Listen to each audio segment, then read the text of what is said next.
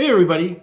Today's wine enjoyment topic slash hypothesis has to do with tannins. And I would like to suggest that tannins we experience in New World, particularly California wines, are overdone, not because they're intentionally trying to add tannin, but rather they try to sell it before the tannin has had a chance to dissipate a little bit.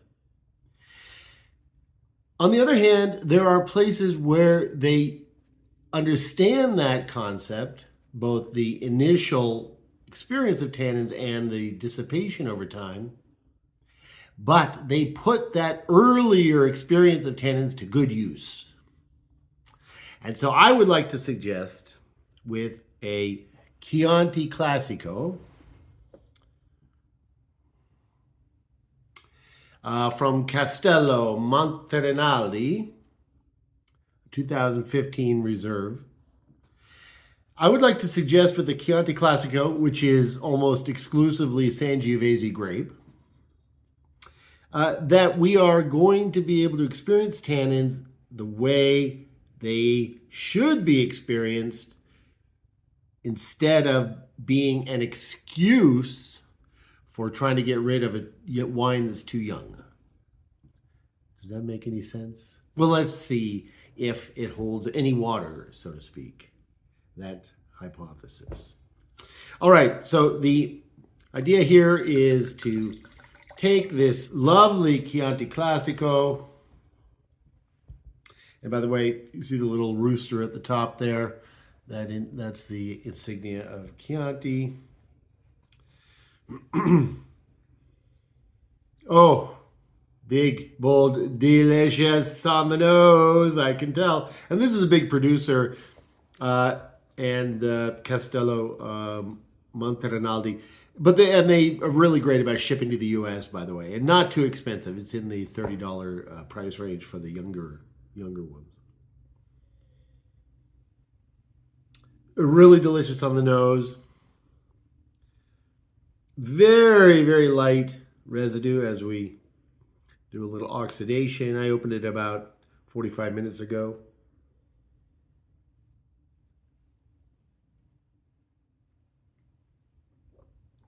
Oh, yeah, there they are. Now, this is not one of those taste bombs or anything, but this is big, voluptuous, tannic wine. Really good. It's not the kind of wine you'd want to drink alone, I would say. It really warrants a pairing of something big, bold that can stand up to it. Of course, meat comes to mind. Lamb dish, a rich chicken dish. But it could be a mushroom dish where the mushroom is very bold.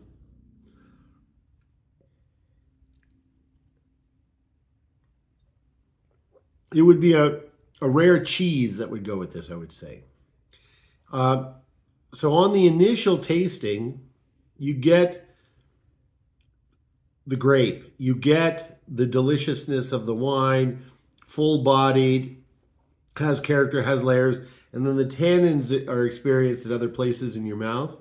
And then as you swallow, the tannins wash away, so to speak, with the wine itself.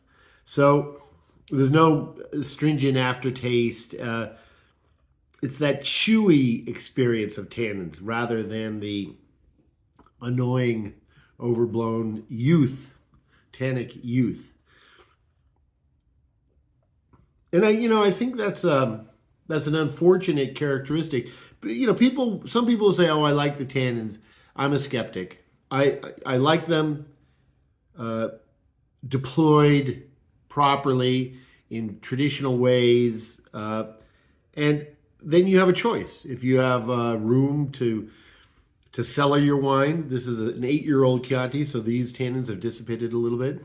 You can get this kind of experience, which is really fabulous for a $30 wine. This is exceptional. But even if you're drinking it younger, we bought this in 2019. If you're drinking it younger, it'll be good. It'll be chewy, it'll be tannic, but it will not be something that is just an inconvenience. It'll be part of the positive aspects of the whole wine enjoyment experience. All right, so there you have it. Yeah, and you know, if you drive around, if you're lucky enough to get to Italy and you go to this region, you can drive around and taste Chianti at any number of places. They're very warm and welcoming there. They don't have a overblown tasting experience going on. So it's a fun thing to do. We happened upon this one. This is a large producer, and they were willing to ship, so we took advantage of that, and we ordered some, and they shipped it for us. And, you know, I still get emails from them if I want to order, but it's also available almost anywhere. I look for Chianti Classico, I would say. That ensures a higher level of Sangiovese. And then a little age, I think, is probably appropriate. If you can get something 4 years or older, is probably what you want. But really delicious. Here's to you, Chianti.